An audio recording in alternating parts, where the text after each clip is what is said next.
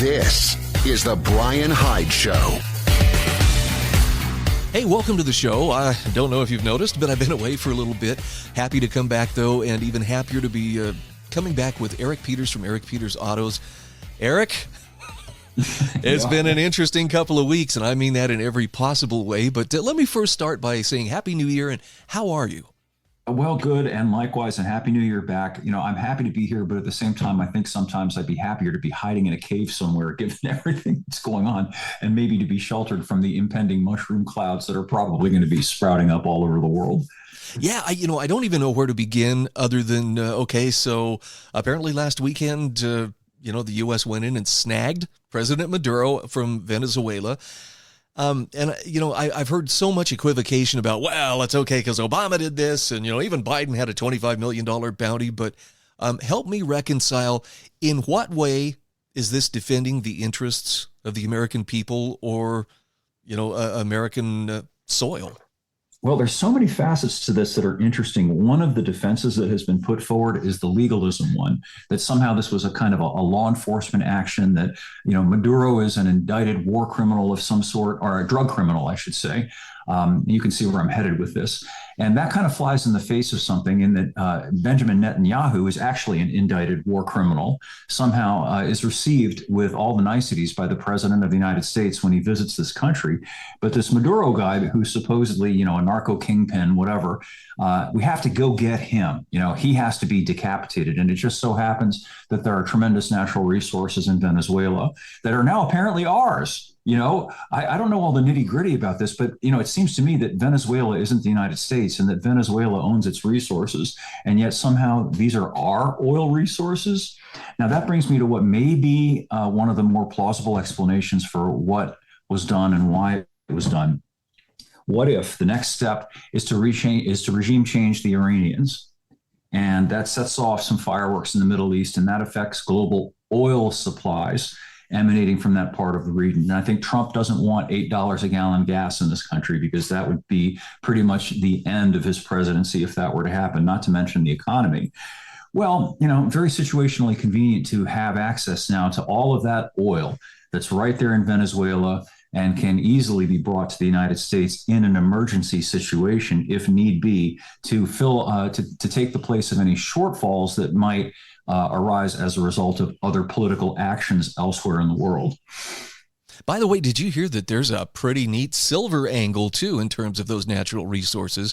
Apparently some huge deal to smelt silver from Venezuela. All this right on the heels of China, as of January 1st, saying they will no longer be exporting silver.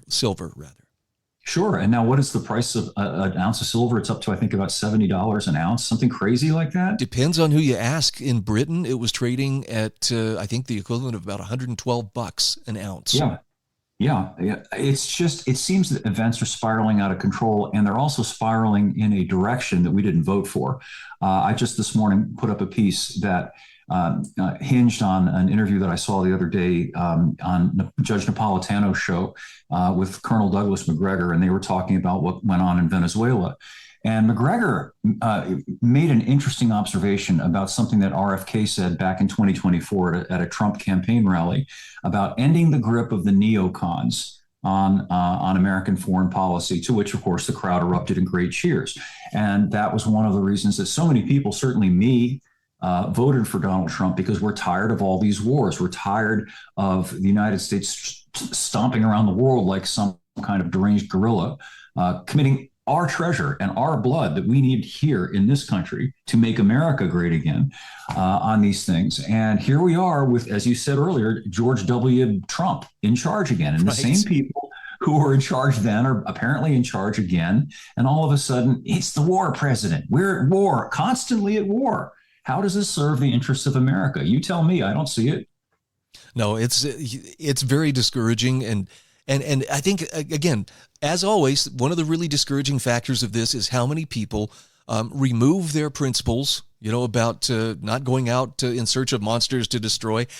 And they were just for decoration. We're totally on board. He was totally good. Anything to keep believing that this is our guy and everything he's doing is somehow representative of what's best for us. The good news is there is some dissent. Marjorie Taylor Greene, to her great credit, has come out guns blazing against this and said, this is not MAGA. This is not what we were told we were going to get. You remember that scene in Office Space, the nebbish guy who said, I was told that there would be cake. That's how we feel, right? Yep. And, Massey, of course, has come out against it. And naturally, Trump calls Massey and traitors. These people are actually principled America First people, principled defenders of this country, not another country. And they are now cast as traitors by the man that we voted to put America first.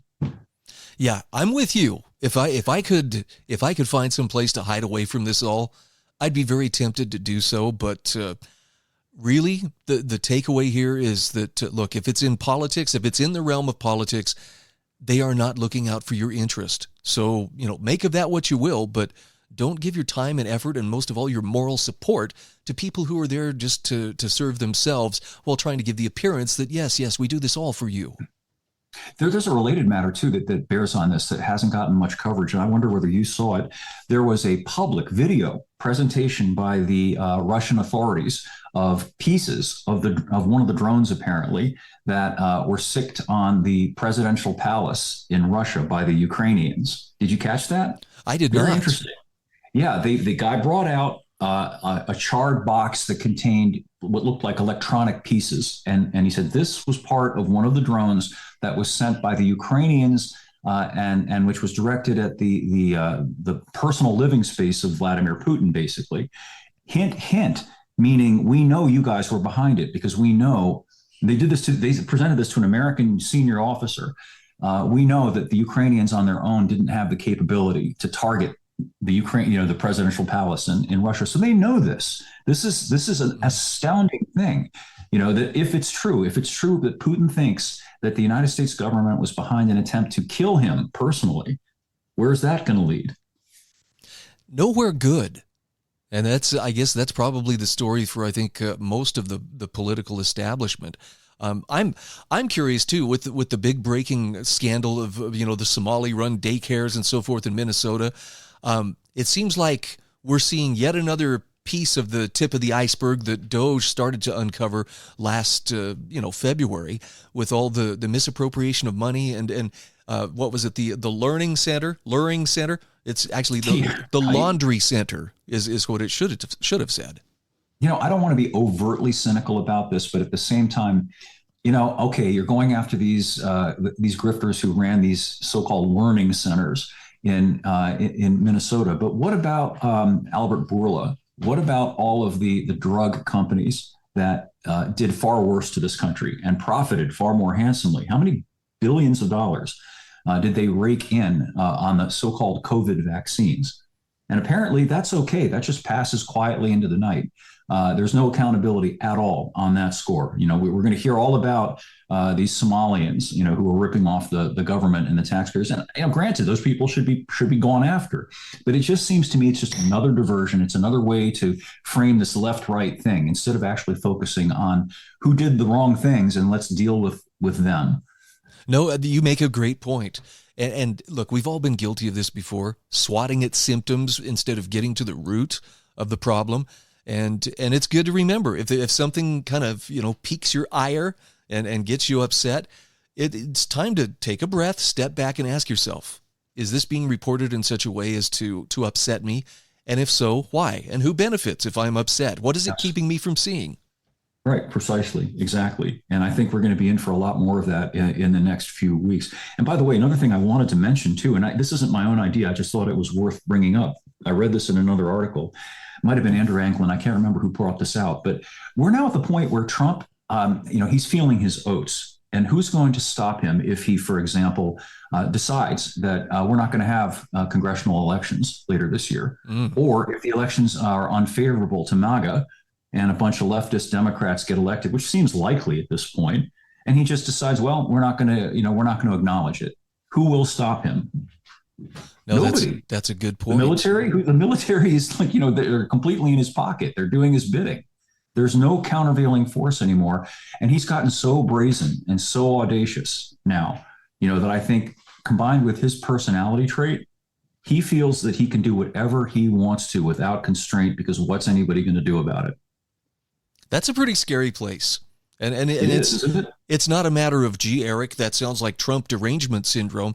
And I say this because I know you would be saying the same thing regardless of who was sitting in the White House if they were doing these things. It's not a matter of it's Trump's personality. Speaking of which, I have been visiting family in another state and in a very, very liberal enclave. And I have to grudgingly admit, we have a nation where people are living in two separate mental universes. And those who watch, MS Now or whatever it's being called, they are getting just a steady, nonstop diet of Trump is to blame for everything. Everything is anti-Trump. And it is such a convincing narrative that they sit around and scare themselves and scare, each other, just talking about it constantly. But is it based in reality? Not exactly. It afflicts both sides, doesn't it? I think the take-home point here is that the truth, objective reality, principles don't matter anymore to broad swaths of the population, whether you're talking about the left or the right. I mean, I do remember a time when the truth mattered. So if there was an expose, 60 Minutes, CBS News, whatever, back in the day, and something were revealed and it had to do with facts. Facts were respected once. And even if you were the person on the bad end of those facts, oh boy, well, you acknowledged them. You were shamed by them. You didn't just brazenly drive on and act as if the facts just didn't matter. And in fact, here's an alternative set of facts. We live in a metastasized, politicized era now, where the only thing that matters is ideology, and it's a kind of hysteria. And again, go back and reread 1984 and the description of that hysteria, the state of constant hyper fanaticism on the part of the party people, who were willing to just adopt whatever the position was that their party told them they had to adopt, and to completely forget anything contrary. All that mattered is to be ideologically correct. And I think that this is something that applies both to the left and the right. And so, us weirdos who are still in the middle and who still are exercising independent judgment feel ourselves strangers in a strange land. And I want to be clear too, when I talk about how, it's a separate mental universe, I'm not trying to label the people who have bought into that worldview as, they're all incorrigible, they're all stupid, they're all evil. Some of the best people that I've met in my life, I've met over the last couple of weeks, but a lot of them are still in the grasp of that spell. And, to them, it just seems like, well, of course this is the way it is, because their window on the world is telling them a very distorted version of the way things are. And I don't say this to condemn them. I'm saying this, that's why you and I and everybody else needs to be very careful about the content we consume and making sure that we can vet it and that we know that it's something of substance and not just vapor. Yeah, the point that you make is an excellent one. It's not that these are bad people. In fact, some of the worst things are done by good people, because the good people they truly believe that they're in the right. The average German back during the bad old days in that part of the historical record, they didn't gnash their teeth and think about how, we're going to have us some fun rounding up people and throwing them into concentration camps or backing them up against the wall. They believed they were in an existential fight against evil, and that they were doing the absolutely right and necessary thing to save their country. This is the danger of that sort of mentality. Hear, hear. And we can't be caught up in that. Now, having said that, let's talk about anything positive that you see as we head into the new year. I know this one might take a bit of effort, but I'm trying to reach for it. There's so much that's not, that I feel like I just have to talk about it. I got into a discussion the other day with a friend of mine, who was tub thumping for Trump. And he said, look, Trump got rid of automated stop start, the acronym ASS, not to be crass, but that's the acronym that afflicts so many new cars. And I said, no, he actually didn't do that, because there is no federal requirement that the car companies have to install ASS in their cars. What there is, however, is compliance pressure. The government puts forth these regulations having to do with things like gas mileage and carbon dioxide emissions, and they leave it up to the vehicle manufacturers to figure out how to comply with it. It's a very important distinction to make.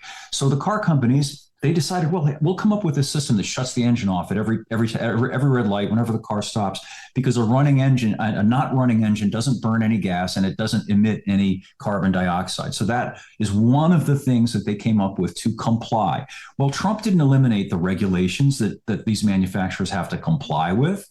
It's a red herring. It's a boogeyman. It's a trick. It's sleight of hand. Now, some good news. Okay, let's see. Some good news. A number of electric vehicles have been canceled, not just the F-150 Lightning, but also the electric version of the Ram 1500 that never actually made it into production. They were smart enough to kill it before it actually came out. And even better news, you can get an EV that actually makes some sense. I'm being facetious here. Hallmark, in cooperation with Ram, was selling a little Christmas tree ornament of the electric Ram that's not going to be made, that only costs $30. And it's not going to light your house on fire when you put it on the Christmas tree. Oh, man. What do you think of, I think it was yesterday, the president made an announcement about the currency system is going to have to be overhauled. And I thought, here we come. He's saying it's all got to be, crypto, or it's got to be on the blockchain ledger. And I'd love to get your reaction to that. It sounds to me like that CBDC maybe lurking. Terror on my part, abject terror, because it means the end of anonymity. It means the end of us having control over our financial decisions, which means the end of our control over essentially everything, unless you're going to go live on a homestead, live like an Amish person, or live in the woods, because it will give them the means to determine when, how, and on what you'll be able to spend your money. They're going to be able to instantly know every single transaction that you make, down to buying a can of soda out of a vending machine. And they'll be able to restrict your ability to do that and subject it to your being a good social integer, as in China. It is absolutely catastrophic. And in a way, it's even worse than fiat money, because at least fiat money is still physical money in the sense that it's actually paper. This is entirely digital money, which don't even have to print it. They can just arbitrarily, summarily double the supply of it anytime that they like, and thereby extract half of our wealth by flipping a switch, just like that, because the buying power of it will be reduced by half. So I hope to God that doesn't happen, because I do think that if it does, it's probably the end of life as we know it, in any sense of having some degree of personal freedom in this country. Wow. Yep. And our goal here today is not to scare people, but you need to understand the stakes are very real, and whatever you can do to bolster your own privacy or to reduce your governmental footprint is probably going to pay off in spades down the road. Yeah, and having real money, gold or silver, something tangible that's in your hand, the value of that probably can't be overstated. And, the fact that it has increased in value to the extent that it has, to me, suggests very strongly that people realize what's going on, and they are trying to find a way to protect their assets, their wealth, their ability to buy things, should this turn out to be the case. Hear, hear. In the world of automotive things, anything come across your radar screen lately that you'd like to report to us? Well, let's see. Again, it's not necessarily good news, but apparently Mitsubishi, which has been struggling for the last several years, thinks that they're going to stage a comeback by bringing out another 60,000 K plus big SUV. And it's not even going to be a Mitsubishi SUV. It's going to be a rebadged Nissan Armada. They're going to do that badge engineering thing again. And I think it's a catastrophically bad decision, because I think we have passed this point in time where those types of vehicles were mass market sustainable. I just don't think there are that many Americans left who can afford to spend 60,000 plus on anything that's not absolutely essential. I think that if I had been in charge of Mitsubishi, what I would do is pour my resources into figuring out how to build a $15,000 simple little truck or car, something that people could afford to buy again. They might not make as much money on the sale of each one, but they would sell so many of them that they would make a fortune. Everybody that I talk to, and I talk to a lot of people, I get a lot of emails and comments from people all over the country. The country is crying for affordable vehicles again, useful, practical vehicles. And if only somebody would provide them, we would see how popular they would be. Yep. Not all of us want all the gewgaws that are being forced on us, through those compliance measures that you were talking about, especially lane assist, automatic stop start, and the list goes on. Oh, by the way, I'm going to have something about that tomorrow. I'll give you a hint about it. There has been a massive recall of BMWs because their electric assist power steering starts doing this while the people are driving the car. Now, it's supposed to do that by design. This is just a little bit more of an extreme. These electric assist power steering systems have been tied to lane keep assist. You've heard of that almost all these cars now have, which uses electric motors to move the steering wheel left or right to try to center the car in the lane. That's how it's sold. But the point is that the system is controlled electronically, not hydraulically, not mechanically, as it was in the past. And it's connected to a computer. The computer controls the motors. And that computer can be tied to an external controller because your car is connected. Signal comes into the computer, changes the software, changes the settings, and who knows what the car is going to do? It could steer into a tree. People think that they still have physical control over their vehicles because their hands on the wheel. It's not so. Anyway, I'm going to have an article up tomorrow that's going to get into that in some depth. Okay, looking forward to it. Again, talking with Eric Peters from ericpetersautos.com. You can find the link in my show notes at thebryanhydeshow.com. Eric, it's great to be back. What an exciting year ahead of us. Looking forward to our next conversation. See you in the bomb shelter.